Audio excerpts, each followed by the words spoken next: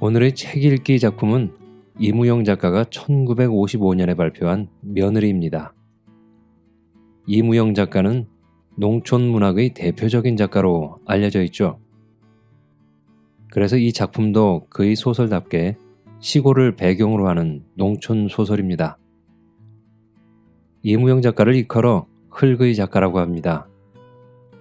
그 이유는 한국 현대 소설사에서 농민, 농촌의 테마를 가장 먼저 창작 현장으로 이끌어낸 작가 중에 한 사람이기 때문입니다. 그는 농민문학을 특기로 하는 문단 활동을 하면서 1931년 동아일보 희곡 현상 공모집에 한낮에 꿈꾸는 사람들로 당선되었습니다. 또 그는 1933년 문학동인 구인회의 멤버이기도 하죠. 오늘 읽어드릴 소설 며느리는 농촌의 삶을 배경으로 하는 농촌 소설이라고 할 수 있습니다. 하지만 그렇다고 농민들의 삶의 애환만을 담은 그런 본격 농민 소설은 아닙니다. 이 소설을 잘 들어보시면 아시겠지만 이 소설 속에서 과부 시어머니와 첫째 며느리 사이의 내적 심리와 갈등이 재밌게 표현된 소설입니다. 눈을 감고 들어보시면 마치 예전에 TV에서 방영하던 TV 문학관 한 편을 보는 듯한 즐거움이 있습니다. 재밌게 감상하실 수 있는 작품이니 끝까지 함께 들어주시면 고맙겠습니다. 그럼 이제 본격적으로 소설 읽기를 시작해 보겠습니다.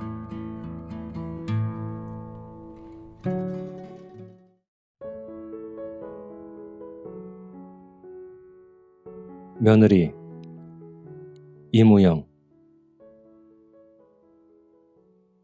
얘들아, 오늘은 좀 어떨 것 같으냐?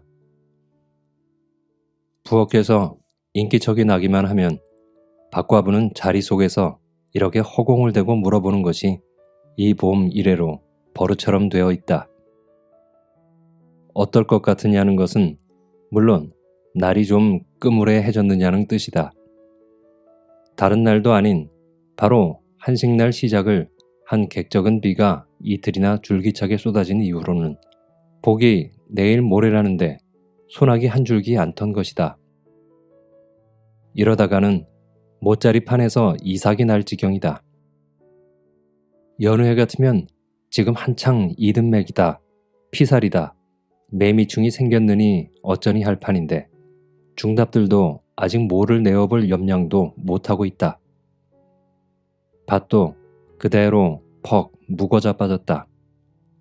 오이다, 열무다, 목화다, 제철 찾아 심기는 했으나 워낙 내리 쪼이기만 하니까 싹이 트다 말고 모두 시들어버린다.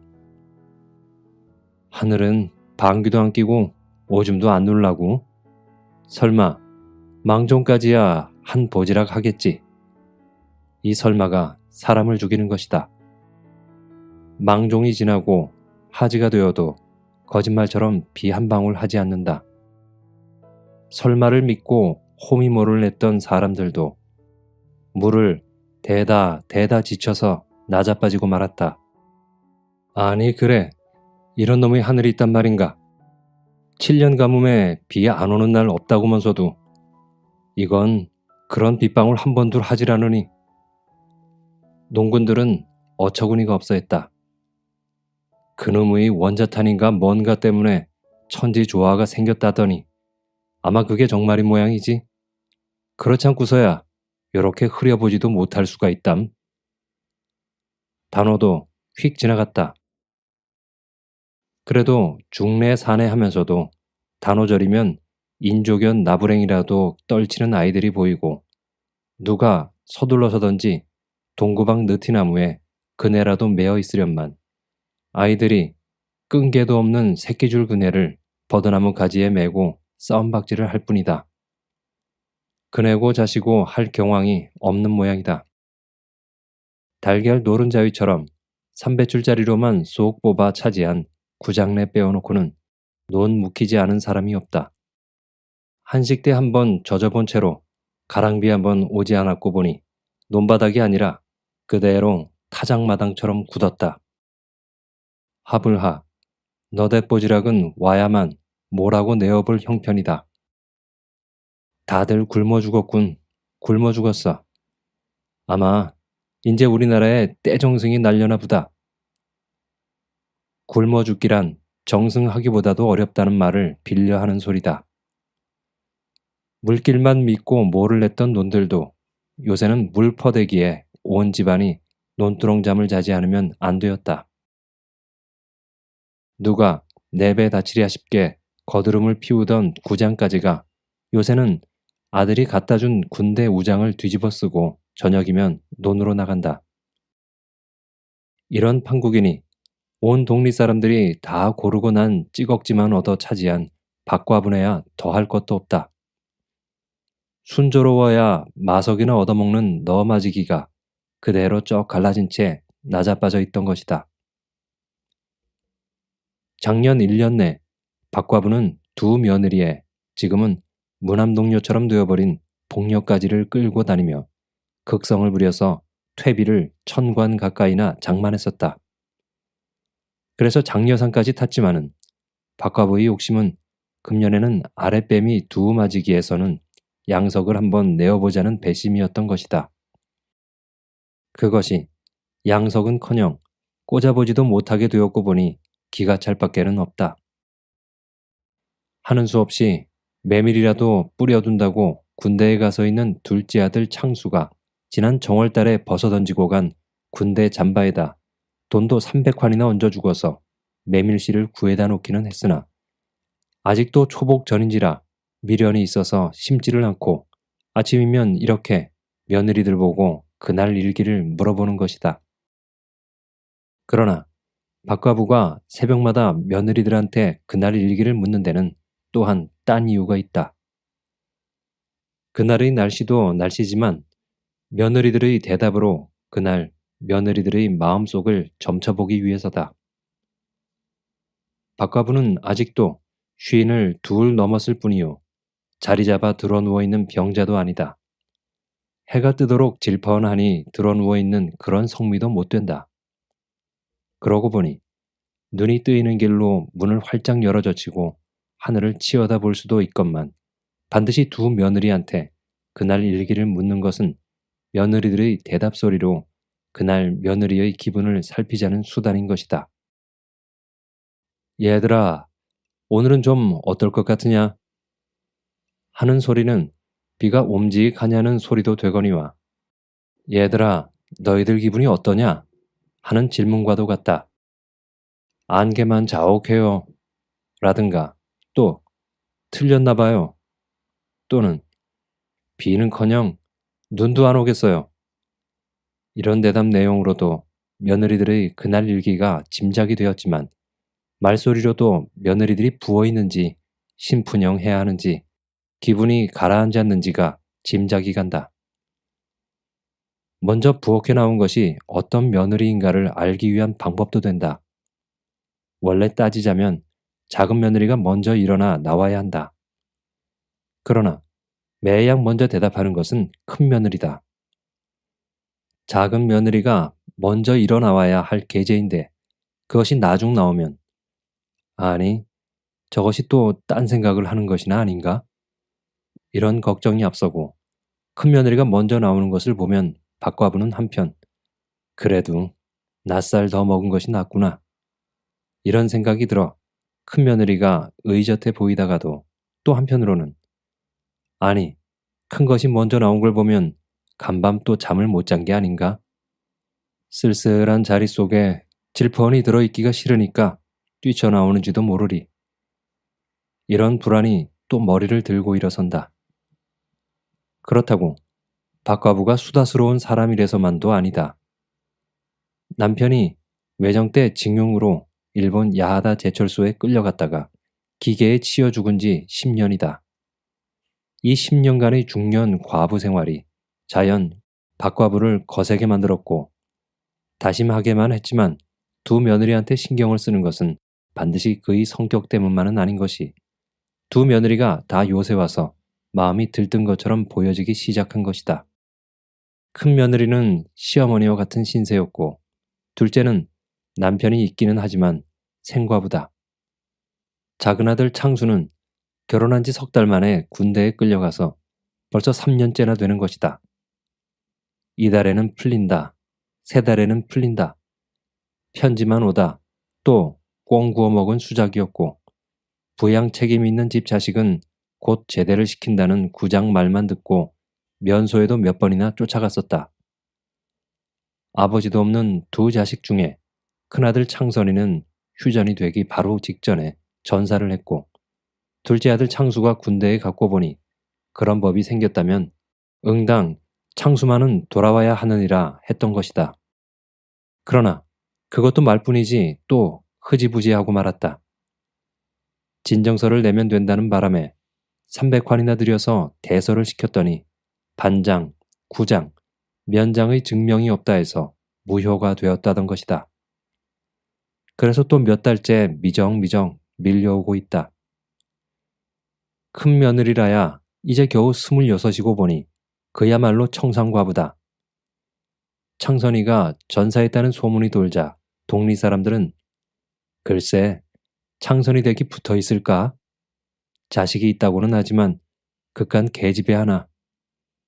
이렇게 은근히 걱정을 했었다.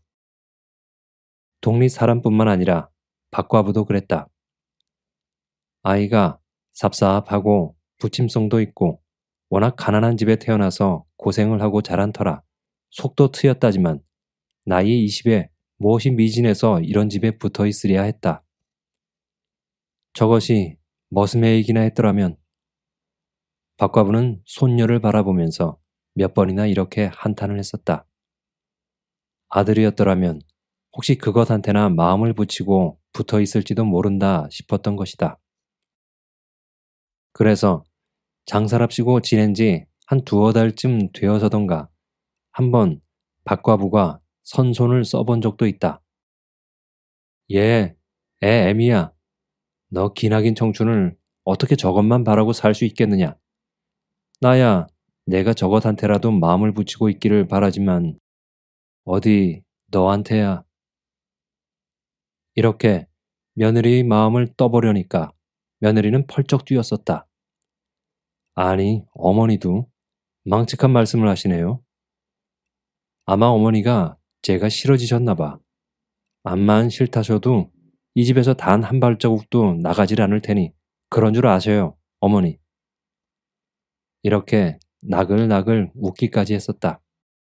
그런 큰 며느리였다. 그래도 말은 그랬지만 어디 그러려 했다. 그러나 한결같은 며느리였다. 아니, 제 남편이 살았을 때보다도 더 자상했다. 이것 어머니나 잡수셔요. 전 많이 먹고 왔어요. 유가족 위안회에 초대를 받고 여주 읍내에 갔다 온 며느리는 거기서 주더라는 도시락을 고스란히 싸들고 왔었다. 박과부는 정말인 줄 알고 그 도시락을 둘째 며느리하고 나누어 먹고 말았더니 후에 밖에서 듣고 나니 그것 하나 주고 말았다던 것이다. 그런 며느리였다. 그렇던 며느리가 작년 가을부터 확실히 눈치가 좀 달라진 것이다. 박과부는 자기가 보낸 10년 동안을 생각해보고는 젊디 젊은 것이 사내 생각도 나겠지. 이렇게 너그러이 보아주기로 했었지만 올봄 접어들면서부터는 전에 없던 퉁명도 생겼고 어떤 때는 택하고 맞서려고도 든다. 한식철만 지나면 농가에서는 눈이 핑핑 돌아간다. 벽시도 담가야 했고 못자리판도 마련해야 했고 온갖 박곡식도 파종을 해야 했다. 보리밭도 메고 거름도 주어야 했다. 이렇게 한창 달구치는 판에 떡 친정회를 다녀온다고 나서는 며느리이기도 했다. 박과부는 하도 어이가 없어서 얘야, 내가 정신이 있는 사람이냐? 그래, 봄에 온 사돈은 꼴도 보기 싫다는데 이 바쁜 철에 사돈집에 간다고 나서? 내가 마음이 변해도 이만저만 변한 게 아니로구나. 그 말을 듣고 나니 방순이는 찔리는 데가 있다. 어려서부터 농가에서 자랐기도 하지만 하루하루 곡식 커가는데 여간 재미를 붙이던 방순이가 아니다. 시집을 오던 해다. 창선이가 철도 아닌 봄 학지를 알았었다. 골이 쪼개지는 것 같다고 하며 머리에 물수건을 대어 달라던 것이다. 방순이는 물동이를 이고 한 대 운물로 찬물을 길러간 것이 아무리 기다려도 오지 않는다. 얼마 만에야 들어온 며느리를 보고 박과부가 넌 우물을 팠느냐? 하고 물으니까 밭에 좀 들러왔어요. 병자 위에서 물 길러간 사람이 밭엔 웬 밭? 왜가 싹이 났나 해서요.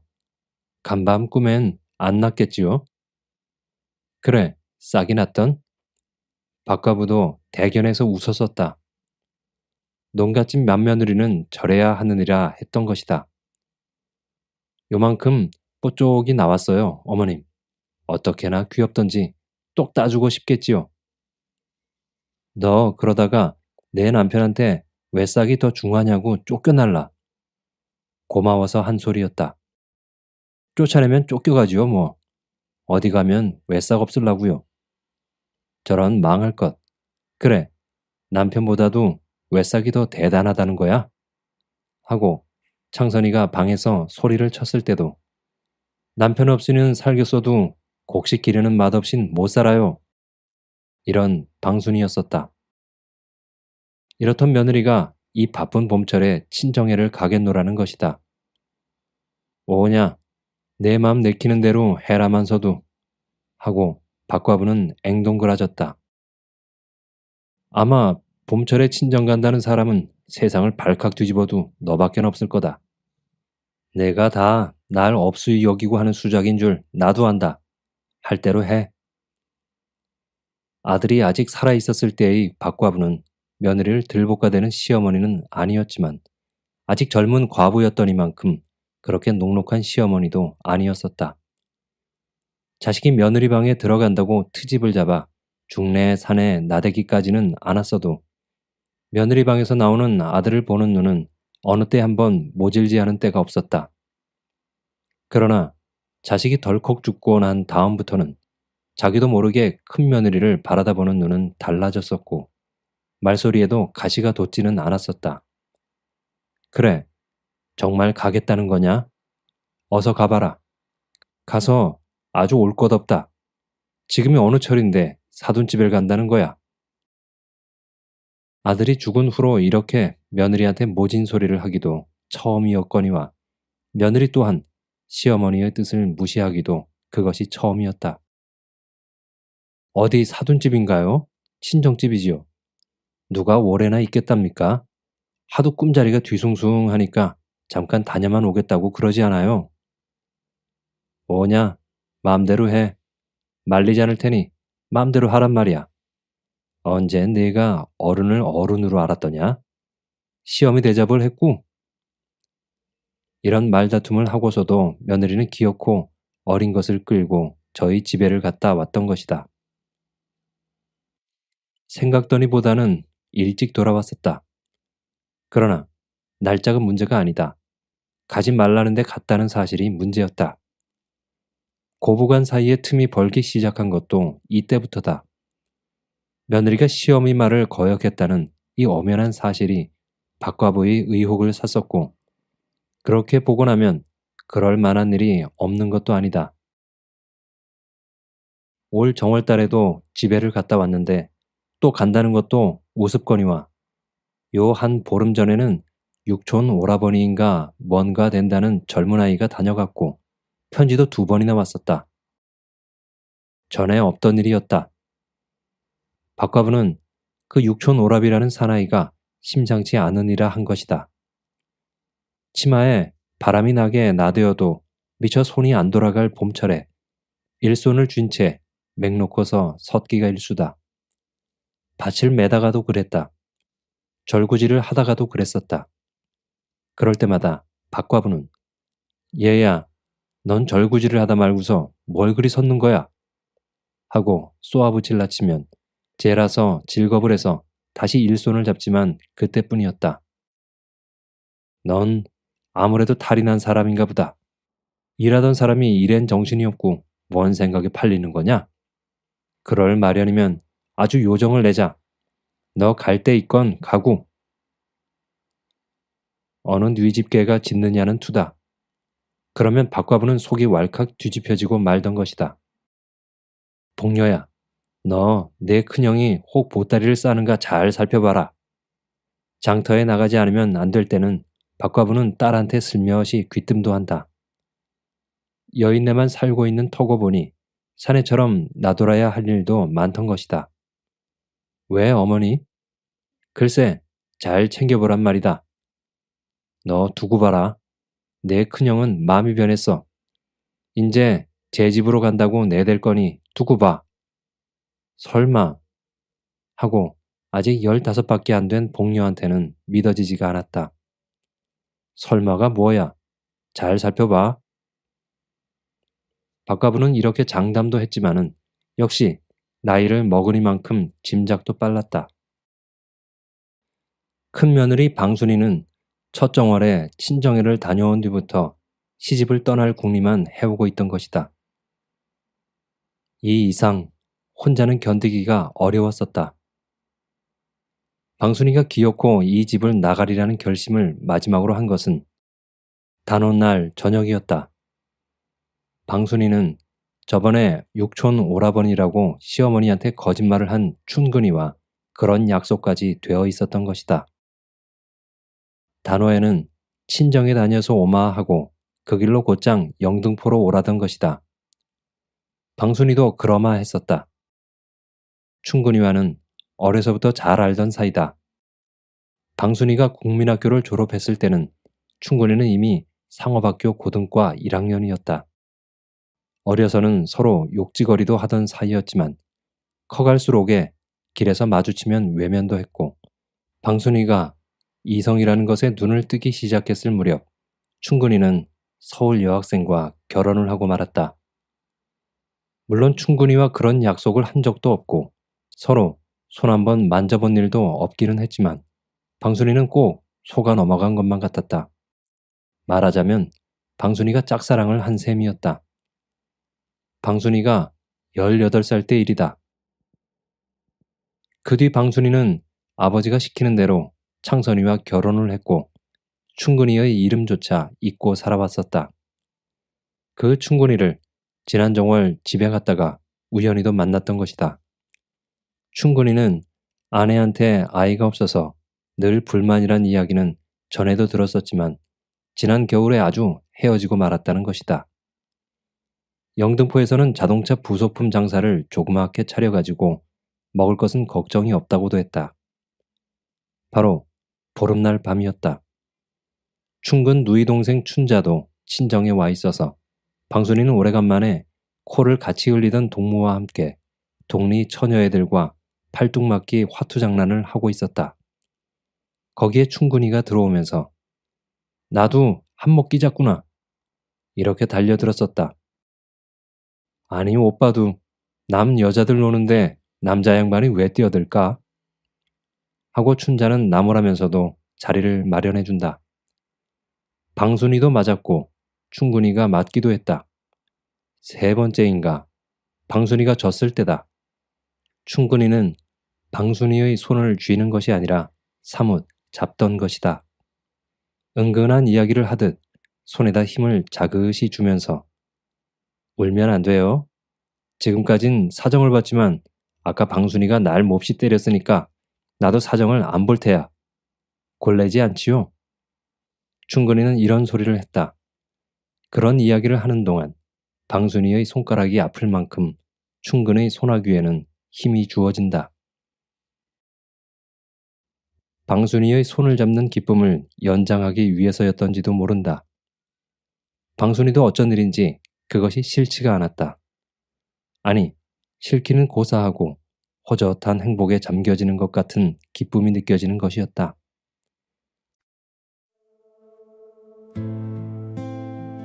I don't blame you for living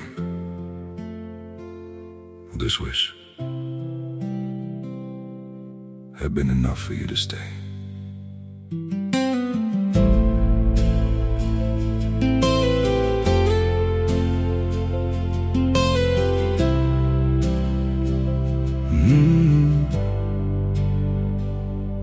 I saw it coming in the way you changed. the silence between your words, every I'm fine felt heavier than truth, like something breaking unheard. I tried to fix what I didn't understand, held on tighter as you slipped away, but love can't grow where it's already gone. 걱정 마세요. 정말? 그럼요. 춘자 오빠쯤한테 맞아선 아프지 않아요. 방순이도 이 행복된 남편이 출정한 뒤로 그리우고 살아온 남자의 살결에서 풍기는 황홀한 채취에 잠기는 기쁨을 연장시키고 싶어졌었다. 충근이한테 맞는 매도 행복일 것만 같다. 살짝보다도 호두에게 맞고 싶다. 이것이 인연이 되었다. 남편을 잃은 후로 막은 물처럼 괴었던 남성에게 대한 열정이 터진 물처럼 충근이에게 향하여 쏟아져 갔다. 둘은 살짝 2번이나 만났다. 충근이는 방순이한테 모든 것을 요구도 했다. 방순이도 그럴 생각이었다. 그러고 싶기도 했었다. 다만 갈 때까지 못 간 것은 그럴 기회와 장소가 없었을 따름이었다. 방순이, 내 얘기 들었지? 들었어요. 그럼 나하고 서울로 가자고. 서로 모를 사이도 아니고. 춘자 오빠야 얼마든지 섹시장가 갈 수 있을 텐데 뭘 그래요? 섹시장가? 그런 것 비린내 나는 것들보다 난 방순이가 좋아. 다 인연이야. 원래는 방순이와 혼인을 했었어야 했을 겐데 사주가 바뀌었던가 봐. 그래 놓으니까 방순인 그렇게 됐고 난 또 이렇게 된 거야. 사람이란 다 연때가 맞아야 하는 게지. 아인, 때 두고 와요. 거짓말은 못할 것 같았다. 그러나 그것도 처음뿐이었다. 정도 들었지만 충구리한테까지 남의 씨를 끌고 다닐 수는 없다 싶었던 것이다. 지금서 얘기지만 난 방순이하고 결혼하고 싶었다오. 결혼을 하고서도 방순이를 늘 생각했었어. 정말 방순인 이런 구석에서 썩기가 아까운 사람이야. 괜시리 그러지 뭐. 괜시리가 다 뭐야. 방순이가 화장이나 하고 옷이나 쭉 빼보라고. 서울 장안에서도 방순이 인물 당할 여자라곤 몇 안 돼요. 충근이는 이런 소리도 했었다. 친정어머니는 그런 속도 모르고 걸핏하면 충분히 욕을 한다. 펑펑댄다는 것이다. 거짓말도 곧잘 하는 눈치라기도 했었다. 그 사람 말은 콩으로 매줄 순대도 도시 고지 들리지 않더라. 그저 저 혼자 잘났다지. 어머니의 이런 험담까지도 귀에 거슬리게끔 된 방순이었다. 그래도 친정에서 시집으로 돌아왔을 때는 방순이의 머리도 좀 식었었다. 안 될 말이지. 말이 되나? 이렇게 저 자신이 허벅다리를 꼬집기도 했고 그런 생각이 들 때마다 어린 딸을 품에다가 바짝 끌어다가 얼굴을 비벼대기도 했었다. 안 되고 말고 우리 불쌍한 애기를 두고서 어떻게? 내가 환장을 했나 봐. 그러나 이러한 뉘우침도 사나이에게서 풍기던 살레가 한번 코로 스며들기 시작만 하면 걷잡을 수가 없이 되는 방순이었다. 오랫동안 줄이며 살아온 살레였다. 한복 중이었건만 가슴 한구석에서 찬바람이 일기 시작만 하면 내장을 그대로 휩쓸어가는 것 같다. 몸이 비비 뒤틀리며 모간이 타온다. 그럴 때면 아이고 모시고 다 내어 던져버릴 수 있을 것 같아지는 것이다. 그까지 계집애, 제 자식의 신데 어련히 잘 기르려고. 방순이를 이런 애욕의 함정 속에다 잡아 넣은 데는 또한 작은 며느리 분녀가 한 몫을 보아준 것은 사실이다. 작은 며느리는 나이 23이었다. 얼굴이 동구스러움한 것이 이쁘다기보다는 귀여운 얼굴이다. 이 분녀는 그래도 1년에 한두 번씩은 산에가 다녀가건만 작년 초가을부터 살짝이 자리에서 빠져나가고는 한다. 똑똑히는 몰라도 짐작컨대 구장집 작은 아들인성 싶었다. 서울 가서 대학을 다닌다고 논 팔아라, 밭 팔아라 하더니만 구장도 더 될 수가 없던지 불러내렸다. 하는 일도 없이 빈들거리면서 구장 일을 대신 보기도 한다. 그런 위인이었다. 분녀가 빠져나갔다가 돌아온 이튿날 아침에 볼라치면 얼굴이 밤사이에 불쾌해진 것도 같다. 생기까지 돌았다. 자네, 오늘 아침엔 아주 얼굴에 화기가 도네나. 뭐 좋은 일이 있으려나 보지? 차마 간밤에 좋은 일이 있었느냐고 할 수가 없어서 이렇게 말할라 치면 동서는 얼굴이 홍당무가 되면서도 역시 기쁜 모양이었다. 얄미운 생각도 없지 않았다.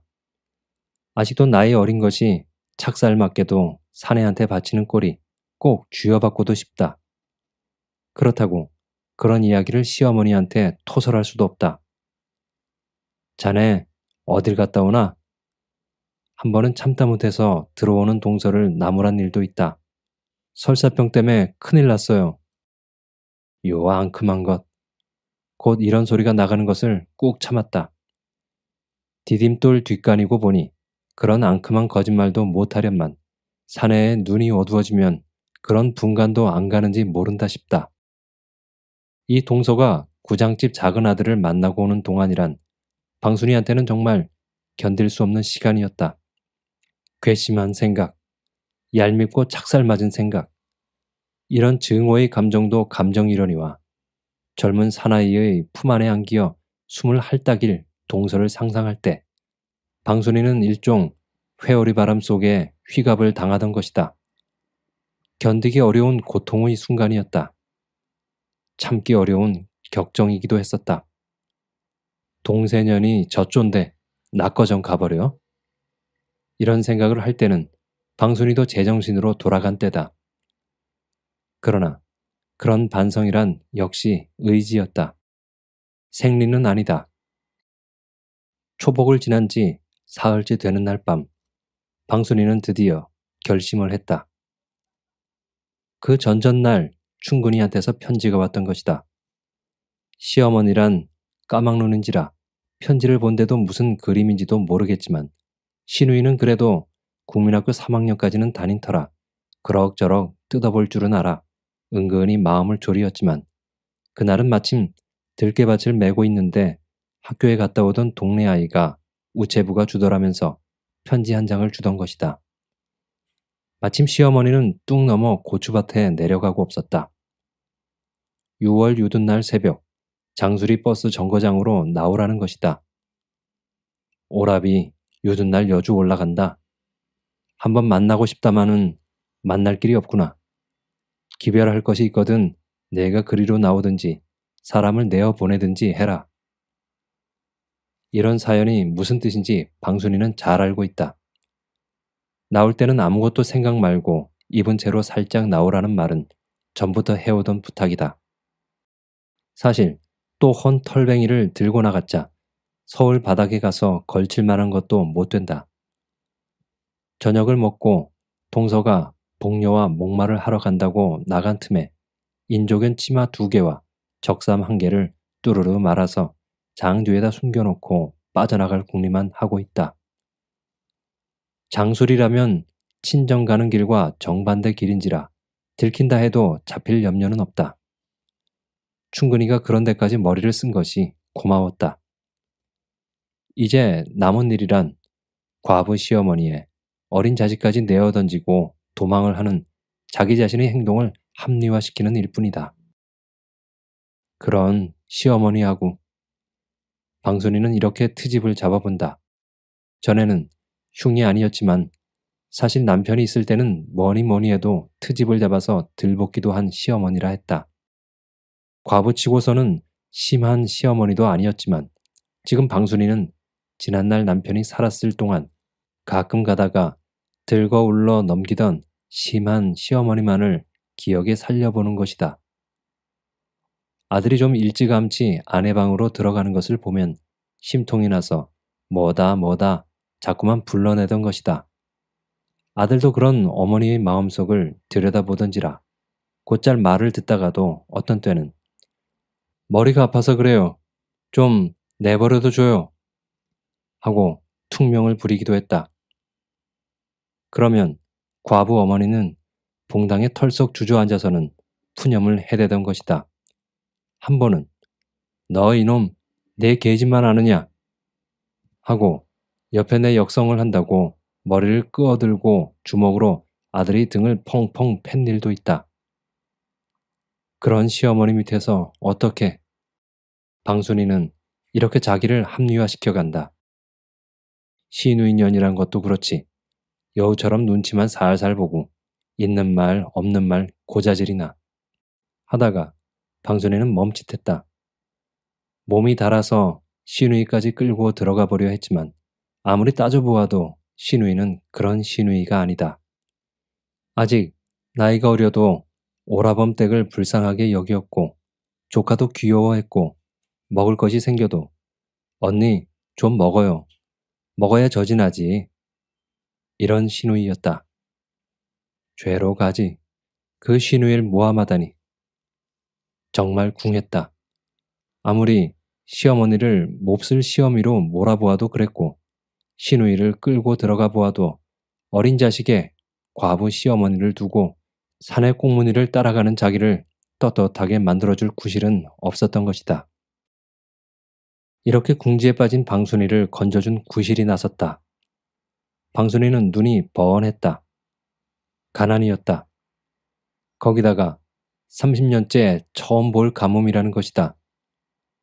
뭘 먹고 살아? 사실 작년은 흉년도 아니었건만 겨우내 죽으로 살다시피 했었다. 봄은 더 말할 것도 없다. 질경이 죽이 끼기였다. 지겨워. 난 그런 배 곰군 못 살아. 내가 나가면 나 한 입이라도 덜어주는 셈이지. 사람 한 입이 얼마라고. 나 하나 없어도 그깟 농사 질게고. 정말 살 길을 찾기나 한 것처럼 눈앞이 훤해온다. 그래야지. 내가 한 입이라도 덜어주어야지. 서울 가서 돈푼이라도 만지면 얼마씩이라도 보내주지. 그게 더 잘하는 일이지. 진순이년한테만 해도 그렇지. 죽도 못 얻어먹는데 어미가 나가면 그래도 한 입이 주는 셈이고 거기다 또 돈푼이나 보태준다면 사실 방순이는 자기 행동을 싸고 돌려서가 아니라 호미모도 못 꽂은 채 나자빠져 있는 논바닥들이 눈앞에 서원했다. 밭곡도 새들새들 말라가고 있었고 오늘만 해도 땡볕만 내리쪼이어 나뭇잎까지도 후줄근했던 것이다. 어려서부터 곡식과 함께 살아온 방순이다. 어른들한테서 듣고 보고 해서이기도 하지만 가뭄에 타 죽어가는 곡식을 보는 것은 정말 자기 자신이 말라 들어가는 것 같은 고통이기도 했다. 사실 비가 푸근히 와서 곡식들이 거무대대하게 부쩍부쩍 자란다면 모든 것을 잊을 수 있었을지도 모른다 싶다. 그러고 또 곡식들이 그렇게 자라기 시작하면 그런 잡념이 생길 틈이 없었을 것이다.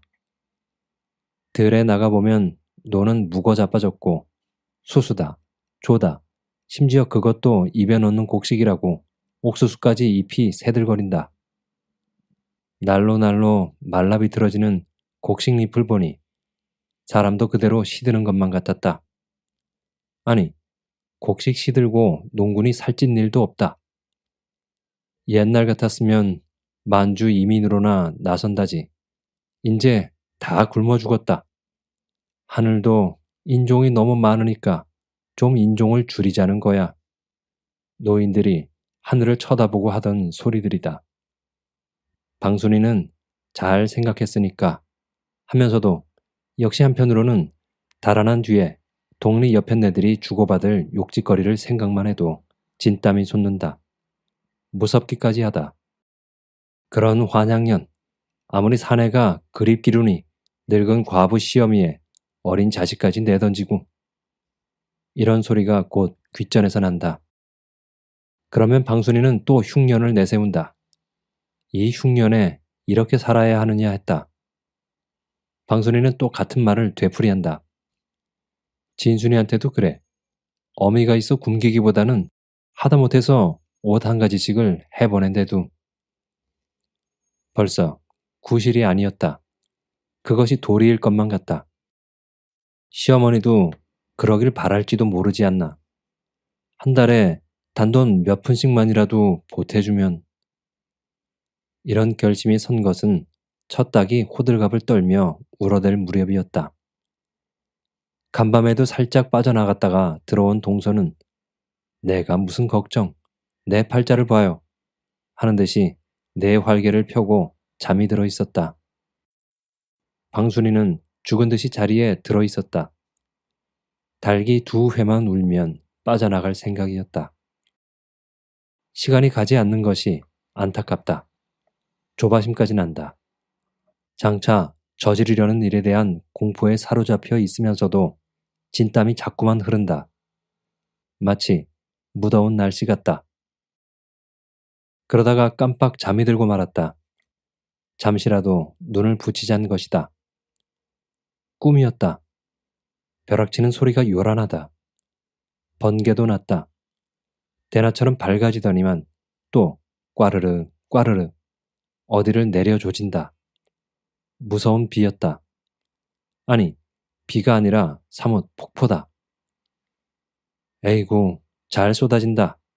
며칠이든지 날이여 퍼부어라. 꿈속에서도 방순이는 이렇게 부르짖었다. 춤이라도 추고 싶었다. 와지끈 와지끈 벼락소리가 그치지 않는다. 세상을 다 깨어두드려 부수어도 좋으니라 했다. 세상이 반쪽이 되더라도 비만 오라 했다. 그러다가 방순이는 눈이 번쩍 뜨였다. 꿈속에서 들은 벼락소리와 빗소리는 아직도 그의 귀에 남아 있었다. 아니, 아직도 와지끈거리고 비가 폭포처럼 내리 퍼붓고 있다. 빨리 달아나자. 꿈이건 생시이건 지금의 방순이한테는 큰 문제가 아니다. 그저 빠져나갈 궁리밖에 없었다. 방순은 눈을 뜨면서 벌떡 일어나서 장밑을 더듬었다. 손에 잡히는 것은 보퉁이다. 보퉁이를 잡은 방순은 정신이 얼떨떨해졌다. 꿈인지 생시인지도 구별이 나지 않는다. 아직도 비가 퍼붓고 있었다. 벼락 소리도 마찬가지다. 번개도 치고 있었다. 꿈이다. 하고 방순은 멍청했다. 아니다. 생시다. 꿈도 같았고 생시도 같았다. 꿈인가? 생신가? 또 한 번 어리둥절하고 나서야 방순이는 그것이 꿈이 아닌 것을 확인할 수 있었다. 역시 생시였다. 빗소리가 우레 같다. 추녀 물이 아니라 물을 쏟는 소리다. 역시 생시였다. 무서운 비였다. 그것이 꿈이 아니고 생시요, 쏟아지는 것이 비라는 것을 깨달은 순간이었다. 방순이는 저도 모르게 정말 자기 자신도 모를 동안에 문을 활짝 열어젖히었다. 역시 비였다. 번개불이 확 일며 또 꽈르르 한다. 비가 온다. 문을 열어젖힌 순간 방순이 입에서는 이런 고함 소리가 터져나왔다. 무서운 환희였다. 그리고 같은 순간에 그는 보퉁이를 내동댕이 치면서 봉당으로 뛰어내렸었다. 어머님, 비가 와요. 비가. 하고 박과부가 고쟁이 바람으로 뛰어나오기까지에 방순이는 아직도 세상 모르고 잠을 자는 동서를 대고 같은 소리를 되풀이하고 있었다. 여보게, 비가 오네. 어서 일라. 박과부도 고쟁이 바람으로 어쩔 줄을 모른다. 어머님, 옷다랭이 물길을 타야 하잖아요. 타야지. 타야 말고. 젠장, 사람이 있나? 우리 네 식구 다 달라붙으면 안 돼요? 자네도 어서 챙기게. 방순이는 버스 정거장도 있고 방으로 뛰어들고 있었다. 마침 쏟아지는 빗줄기를 헤치고 먼 동도 터오고 있다.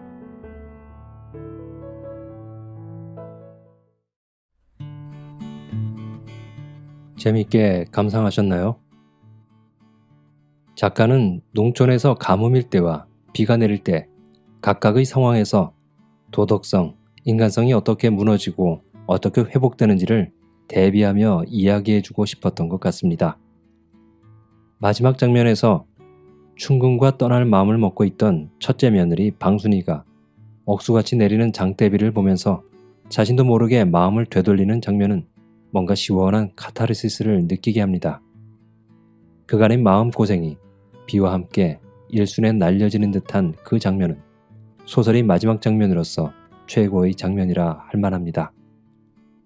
그런 시원한 결말을 보여주면서 인간의 욕망은 먹고 사는 문제 앞에서 도덕을 능가하는 것일까? 한 번쯤 우리 스스로에게 물어보는 시간을 만들어준 작품이었습니다. 즐겁게 감상하셨기를 바랍니다. 지금까지 이무영의 며느리를 읽어드렸습니다. 그럼 저는 다음 이 시간에 또 재미있는 작품으로 찾아뵙겠습니다. 끝까지 함께해 주신 여러분 감사합니다. 행복하세요.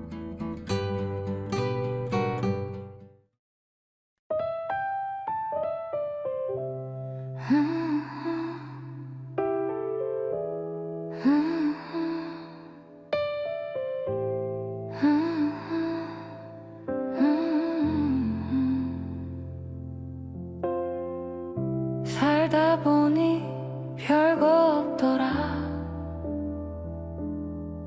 막상 겪어보니 그냥 그런 거.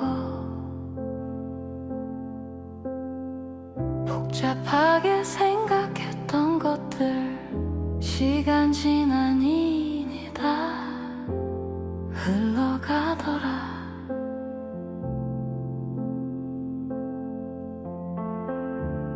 어디로 가는지 모르고 그냥 걷다 보면 어느새 여기 와 있고 그저 그런 인생이야. 흘러가는 대로 살다 보면 좋을 때도 힘들 때도 별거 아닌 일상이 인생이 되더라.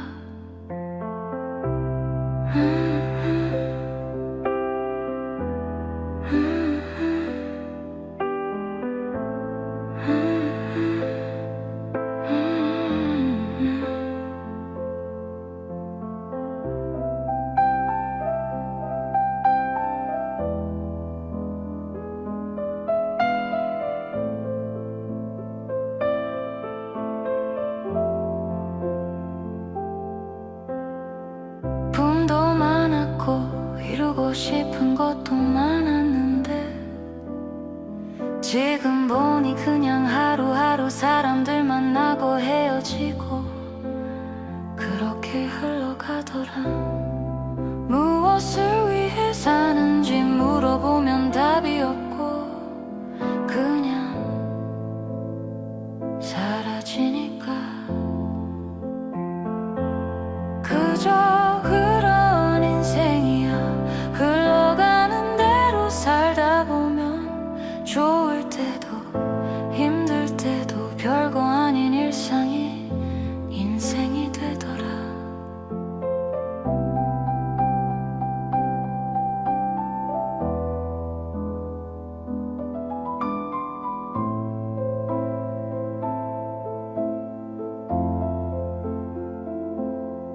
되돌아보면 후회도 있지만 어쩌겠어. 지나간 건데 다시 살라 해도 똑같이 살 것 같아.